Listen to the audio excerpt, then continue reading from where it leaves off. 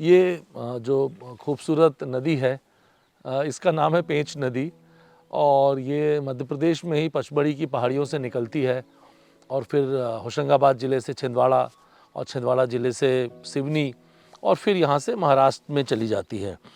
और जैसे आप यहाँ की रॉक्स देख रहे हैं, ब्यूटीफुल कॉन्ग्लोमरेट्स चारों तरफ आपको दिख रही हैं। सो ये जो पेंच रिवर है और इस पेंच लैंडस्केप का प्रिडोमिनेंटली टीक या फिर मिसलेनियस ये फॉरेस्ट है यहाँ पर। लेकिन जो हमारे यहाँ की खासियत है, आप देखिए कि पेंच टाइगर रिजर्व हर्बीवोर डेंसिटी में इंडिया के टॉप मोस्ट है। तो हमारे यहाँ पे बहुत चीतल है, लेकिन अनफॉर्चुनेटली हमारे पास ग्रासलैंड बहुत ज़्यादा नहीं है। तो हमारे पास एक अलीकट्टा ग्रासलैंड है जो नियरली 8 स्क्वायर किलोमीटर का है। लेकिन हमारी जो खासूसियत ये है, स्पेशलिटी ये है कि पेंच में जंगलों में जो पेड़ों के नीचे भी बहुत अच्छे घास के मैदान हैं और वो जो हर्बीवोर्स हैं, स्पेशली जो ग्रेजिंग करते हैं, चीतल है, उसको साल भर पैलेटेबल ग्रास मुहैया कराते हैं। इसलिए ग्रासलैंड कम होने के बावजूद पेंच ग्रासलैंड स्पीशीज़ का एक बहुत ही फेवरेट घर है और इसी वजह से हमारे यहाँ इतना हाई टाइगर डेंसिटी भी है और दूसरे तमाम तरह के फ्लोरल और फौनल डाइवर्सिटी है। तो हमारा ऐसा मानना है कि हमारे पास कम से कम 2 ब्लैक पैंथर हैं जो मध्य प्रदेश और महाराष्ट्र के बीच में ऑसिलेट करते रहते हैं। कभी कभी पर्यटकों को हमारे यहाँ दिखते हैं यहाँ पे। उसके अलावा वुल्फ के लिए बहुत फेमस है। हमारे बफर एरिया में वुल्फ की बहुत अच्छी साइटिंग होती है, वाइल्ड डॉग की हमारे यहाँ बहुत अच्छी साइटिंग होती है, गौर का बहुत अच्छा पॉपुलेशन है, सांभर हमारे यहाँ बहुत बड़ी संख्या में है। ये बड़े बड़े जो हमारे मैमल्स हैं, इसके अलावा जो स्मॉल मैमल्स हैं हमारे यहाँ बहुत सारे हैं। तो मंगूस, रडी मंगूस भी है, ग्रे मंगूस भी है, फ्लाइंग स्क्वेरल भी है हमारे यहाँ पे, और पॉक्यूपाइन भी है, पैंगोलिन भी है। तो बहुत डाइवर्स है। 50 से ज़्यादा मेमेलियन स्पीशीज़ है, बैट्स की बहुत सारी स्पीशीज़ हैं। जहाँ तक मैं नंबर की बात करूँ तो पेंच लैंडस्केप पे जो 2022 का टाइगर एस्टिमेशन है वो 123 टाइगर का एस्टिमेट है। तो जो पेंच टाइगर रिजर्व और उससे लगे जो टेरिटोरियल और कॉरपोरेशन के फॉरेस्ट एरिया उसको यूज़ करते हैं।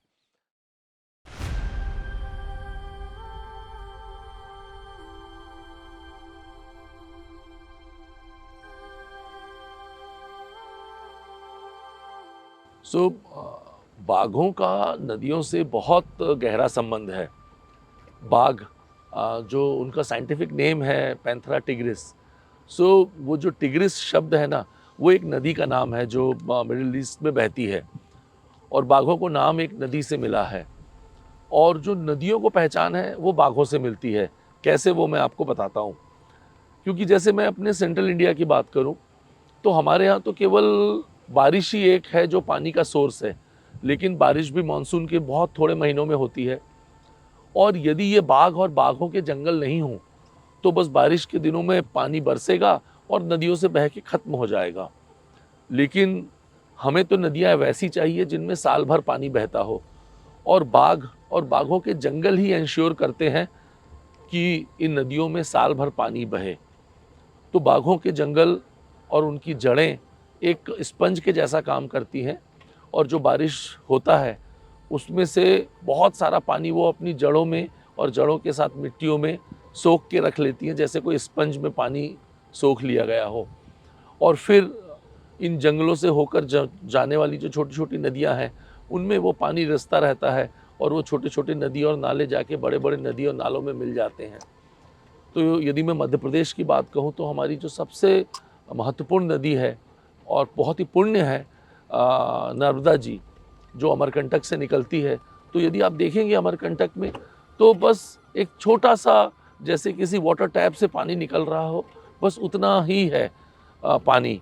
और वो धीरे धीरे नर्मदा जी आगे बढ़ते जाती हैं और पहले बांधवगढ़ टाइगर रिजर्व का जंगल उनको पानी देता है और फिर आगे कान्हा टाइगर रिजर्व का जंगल उन्हें पानी देता है, और आगे बढ़ें तो सतपुड़ा टाइगर रिजर्व का पानी नर्मदा जी में मिलता है। और इस तरह से जो हम गुजरात पहुंचते पहुंचते नर्मदा जी का विशाल रूप देखते हैं, उनमें हमारे इन टाइगर रिजर्व और टाइगर रिजर्व के अलावा दूसरे ऐसे भी जंगल, क्योंकि मध्य प्रदेश में तो लगभग हमारा जो एस्टिमेशन है 785 टाइगर्स का, उसके लगभग आधे टाइगर तो टाइगर रिजर्वों के बाहर के जंगलों में रहते हैं। और वो सारे जंगल वही हैं जो कि पानी को सोखते हैं और उसके बाद साल भर उनमें रिस रिस के नदियों में पानी जाता रहता है। जहाँ ये वाटर बॉडीज़ और जंगल मिलते हैं, उस जगह को हम इकोटोन कहते हैं। तो इकोटोन का मतलब ये होता है जहाँ दो डिफरेंट तरह की इकोलॉजिकल यूनिट्स मिल रही हों, और ऐसी जहाँ पे दो यूनिट्स मिलती है ना, उनकी डाइवर्सिटी और भी ज़्यादा बेहतर होती है अपनी दोनों ओरिजिनल डाइवर्सिटी वाली जगह से। तो यहाँ पे आपको कुछ ऐसे पक्षी भी मिल जाएंगे जो अधिकतर समय पानी में रहते हैं, और ऐसे भी मिल जाएंगे जो पूरे समय जंगल में रहते हैं। और यदि मैं पेंच टाइगर रिजर्व की बात करूं, तो सबसे बड़ा जो हमारा रिजर्वायर है वो तो तोतलाडो रिजर्वायर ही है, और लगभग वो 75 स्क्वायर किलोमीटर का है। पर उसके बाद बात करूं तो जैसे ये बोदानाला रिजर्वायर है, और इसके जैसे ही और भी छोटे बड़े तालाब हैं। और इन तालाबों के कारण, इन जंगलों के कारण जो हमें बायोडाइवर्सिटी मिलती है, खास करके मैं बात करना चाहूँगा एवियन फोना की, तो लगभग 325 से ज़्यादा हमारे पास में बर्ड स्पीशीज़ हैं। उसमें बहुत सारे तरह के किंगफिशर हैं, वाइट ब्रेस्टेड किंगफिशर है, बहुत सारे तरह के वुडपेकर्स हैं। जैसे बहुत जो खूबसूरत होता है वो गोल्डन फ्लैम्बैक वो वुडपेकर होता है, वो हमारे यहाँ पे है। एक बहुत कॉमन बर्ड है ब्लू जे, या इंडियन रोलर कहते हैं, नीलकंठ कहते हैं, हम बहुत पवित्र मानते हैं उसको देखना। वो आप हमारे टाइगर रिजर्व में आइए, आपको कभी भी बहुत सारे दिख जाएंगे।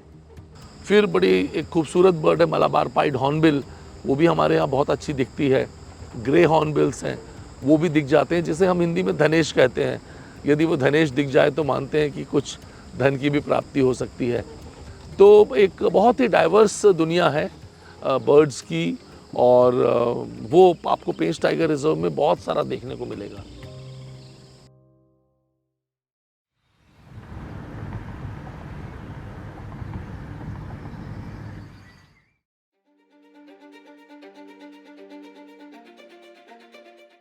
पेंच टाइगर रिजर्व में हमारे पास में 117 फॉरेस्ट बीट हैं, और हर बीट में कम से कम एक पेट्रोलिंग कैंप तो है। पर हर बीट का जो पेट्रोलिंग चैलेंज है, प्रोटेक्शन चैलेंज है, वो अलग अलग है। तो किसी बीट में एक से ज़्यादा भी इस तरह के आपको पेट्रोलिंग कैंप मिलेंगे, और इन टोटल हमारे पास में लगभग 180 पेट्रोलिंग कैंप हैं। लेकिन उसके अलावा हमारे हाथी महातों के भी कैंप हैं, हमारे बैरियर्स भी हैं। तो इस तरह से करके एक ये काफ़ी बड़ा नंबर है, और काफ़ी बड़ी संख्या में लोग हैं जो इन पेट्रोलिंग कैंप में जंगल के अंदर रहते हैं और प्रोटेक्शन रिलेटेड ड्यूटीज़ को परफॉर्म करते हैं। और जो हमारे फॉरेस्ट गार्ड हैं, वो पूरे हफ्ते के 7 दिन और साल के 365 दिन ऐसे ही जंगल के अंदर बने किसी पेट्रोलिंग कैंप में अपने वॉचर के साथ रहते हैं, और वो पेट्रोलिंग करते हैं अपने, उन्हें जो असाइंड एरिया होता है। नॉर्मली एक फॉरेस्ट गार्ड के पास में लगभग 5 to 7 और समटाइम 8 स्क्वायर किलोमीटर का एरिया होता है, and forest guard is suppose to guard that much of area. और वो रोज़ सुबह 6 बजे उठ जाते हैं सूर्योदय के समय, और पूरे अपने एरिया को पेट्रोल करके देखते हैं कि कोई ऑफेंस के साइंस तो नहीं है। वो ये भी देखते हैं कि उनके बीट में रात को एनिमल की क्या मूवमेंट रही है। हमारे यहाँ बहुत सारे PIPs बने हुए हैं, पग इम्प्रेशन पैड्स हैं, जिनमें यदि टाइगर या कोई और एनिमल चलता है तो उसके पैरों के निशान आ जाते हैं, तो उसकी भी वो रिकॉर्डिंग करते हैं। और उसके अलावा हम बहुत सारी जो मैनेजमेंट की एक्टिविटी करते हैं बीट में, फिर वो उसको भी फॉरेस्ट गार्ड हमारा रह के जंगल के अंदर रह के सुपरवाइज़ करता है।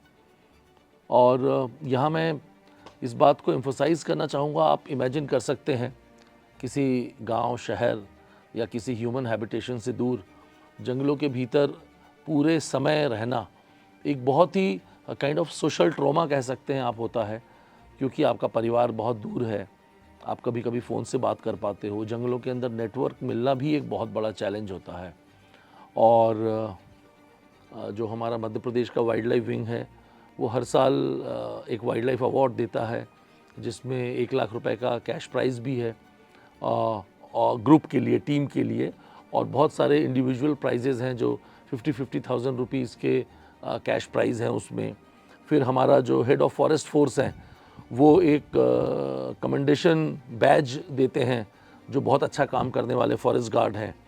और इसके अलावा मध्य प्रदेश में एक और हमने परंपरा की शुरुआत की है कुछ सालों से।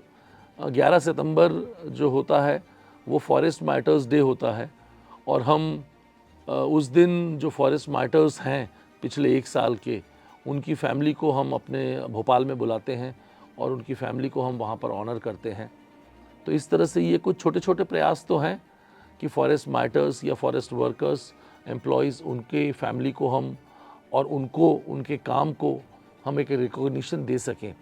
लेकिन नेशनल लेवल पे आप देखिए, टीचर्स के लिए अवार्ड्स हैं, एग्रीकल्चर सेक्टर में बहुत सारे अच्छे अच्छे अवार्ड हैं, आर्मी सेक्टर में बहुत सारे ब्रेवरी और तमाम दूसरे अवार्ड हैं। पर आई गेस फॉरेस्ट्री सेक्टर में कुछ तो हैं अवार्ड। NTCA अच्छे फॉरेस्ट गार्ड्स को टाइगर रिजर्व के अवार्ड देता है, लेकिन शायद दुनिया को या भारत को मालूम ही नहीं है उसके बारे में। तो हमें जो उनका रिकॉग्निशन है, मुझे लगता है उसको हमारे देशवासियों के बीच में और शिद्दत से और अच्छे से उनके सामने प्रस्तुत किए जाने की ज़रूरत है।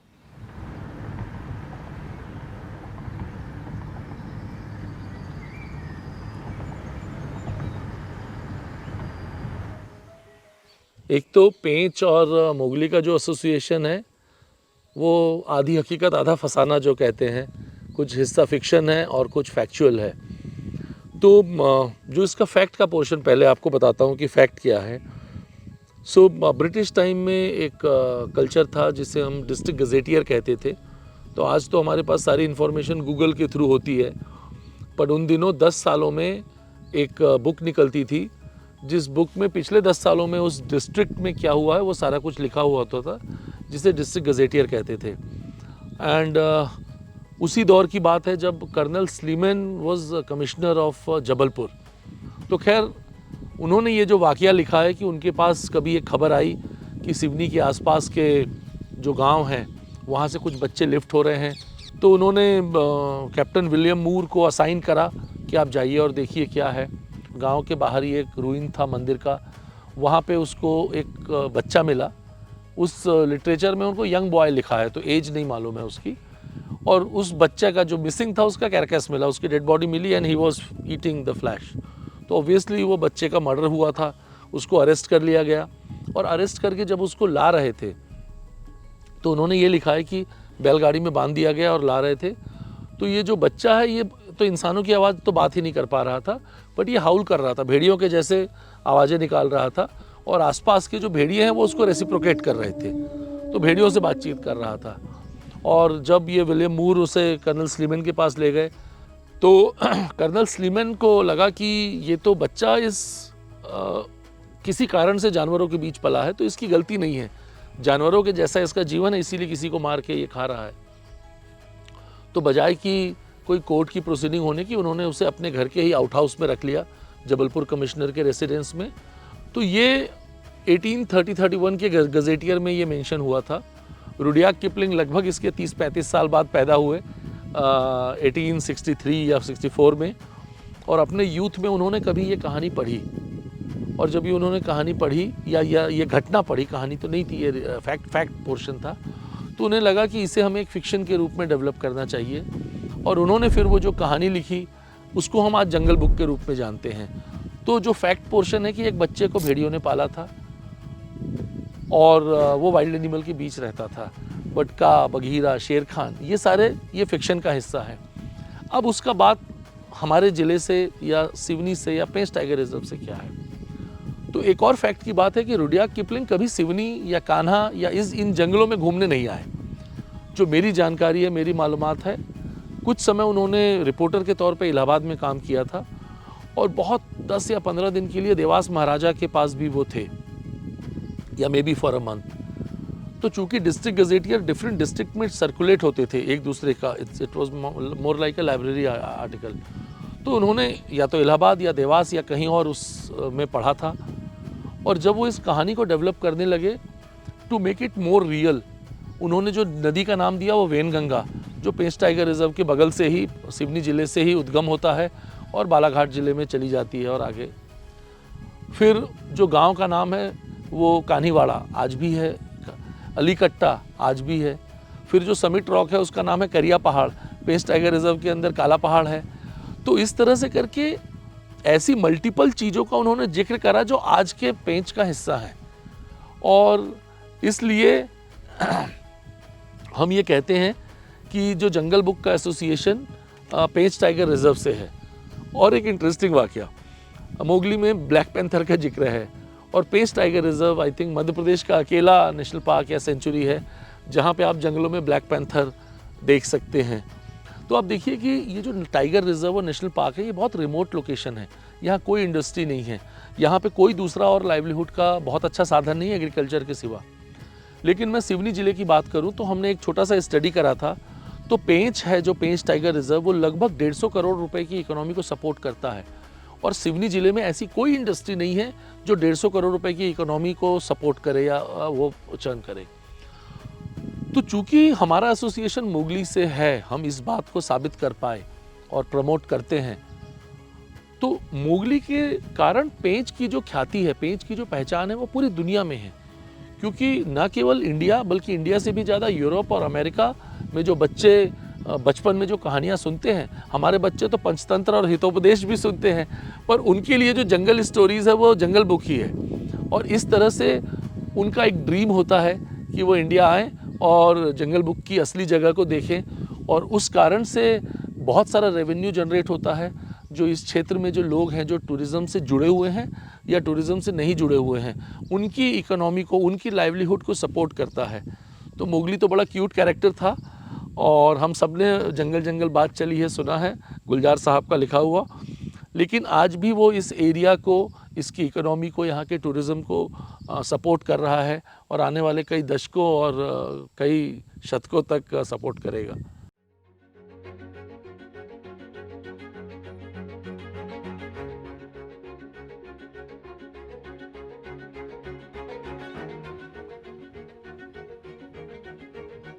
हम अभी कर्माझीरी गांव में हैं और ये हमारे पेंच टाइगर रिजर्व के बफर एरिया में है।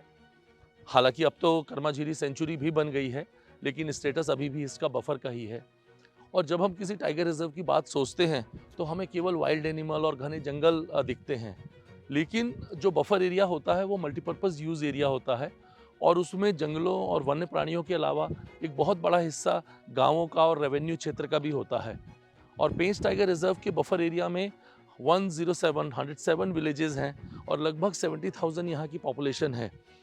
और उन गांव वालों की एस्पायरेशन को मैच करना, उनकी ज़रूरतों को समझ पाना, वो भी हमारे लिए उतना ही जो इम्पोर्टेंट मैनेजमेंट टास्क होता है जितना कि हमें टाइगर का प्रोटेक्शन करना। सालों तक ये गांव इन जंगलों पर अपनी आजीविका निर्भर रखे हैं।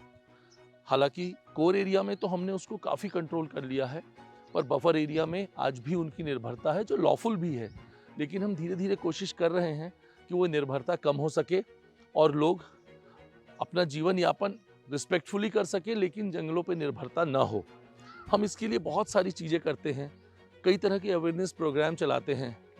हमने अभी अनुभूति कार्यक्रम एक होता है जिसमें हम एक दिन गांव के बच्चों को अपने पार्क की विजिट पे लाते हैं और इन पार्कों का सिग्निफिकेंस बताते हैं। हमने BNHS के साथ कोलैबोरेट करके पूरे साल भर कंजर्वेशन अवेयरनेस प्रोग्राम पेंच टाइगर रिजर्व में चलाया। और मुझे लगता है कि अवेयरनेस प्रोग्राम के अलावा लोगों को इमोशनली भी जंगल से और वन्य प्राणियों से जोड़ना बहुत ज़रूरी है। तो हमने एक पेंच में इनोवेटिव प्रयोग किया हुआ है 2 सालों से। हम उसे बाघ रक्षा दिवस कहते हैं और राखी के दिन जो टाइगर के मास्क पहने हुए वॉलंटियर्स लोगों को राखी बांधते हैं और राखी बांध के उनसे प्लेज लेते हैं कि वे बाघों की रक्षा करेंगे। तो ये तो उनके समझ को बेहतर और उनके इमोशनल क्वेश्चन को बेहतर करने की बात हुई। लेकिन लाइवलीहुड एक बहुत रियल इशू है और उसको एड्रेस करना बहुत ज़रूरी है और उसके लिए हम तमाम तरह के वोकेशनल ट्रेनिंग चलाते हैं। तो हॉस्पिटैलिटी के सेक्टर में या मैसनरी के सेक्टर में, या फिर हम कोचिंग क्लासेस भी चलाते हैं जो बहुत अच्छे मेरिटोरियस बच्चे हैं वो कॉम्पिटिटिव एग्ज़ाम की तैयारी कर सकें। इसलिए हमारी कोचिंग क्लासेस भी चलती हैं। और कुछ लड़कियां और बच्चे सैलून खोलना चाहते हैं तो हमने सैलून की भी ट्रेनिंग की हुई है। तो जिस भी फील्ड में ये बच्चे अपना जॉब ढूंढना चाहते हैं हम उनको उसमें हेल्प करते हैं और इस हेल्प से हमारा जो कम्युनिटी के साथ बॉन्डिंग और डायलॉग बहुत अच्छा इस्टेब्लिश होता है।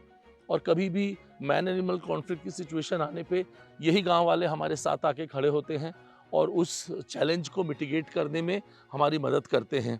और यही उद्देश्य है कि कंजर्वेशन और कम्युनिटी दोनों साथ साथ चले, दोनों साथ साथ ग्रो करें।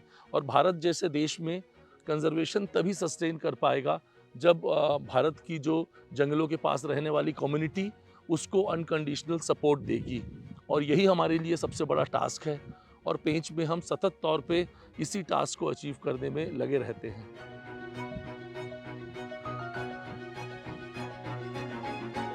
सभी को आमंत्रित करता हूँ कि आप हमारे पेंच टाइगर रिजर्व आएं और देखें कि मोगली की दुनिया कैसी है, कॉलर वाली की दुनिया कैसी है, बघीरा की दुनिया कैसी है। और ये भी कहना चाहूँगा कि यहाँ ये जो आइकॉनिक हमारे एनिमल हैं उनके अलावा भी बहुत कुछ है।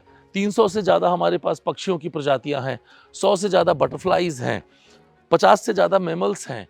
आप देखेंगे कि डियर तो हमारे जंगल में इतने ज़्यादा हैं कि पूरे भारत में जो मैक्सिमम घनत्व है वो हमारे जंगल में है।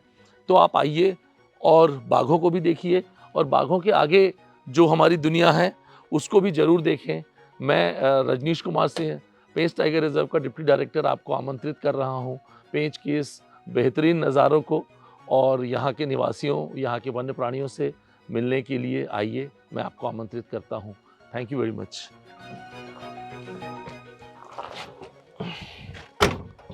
चलो।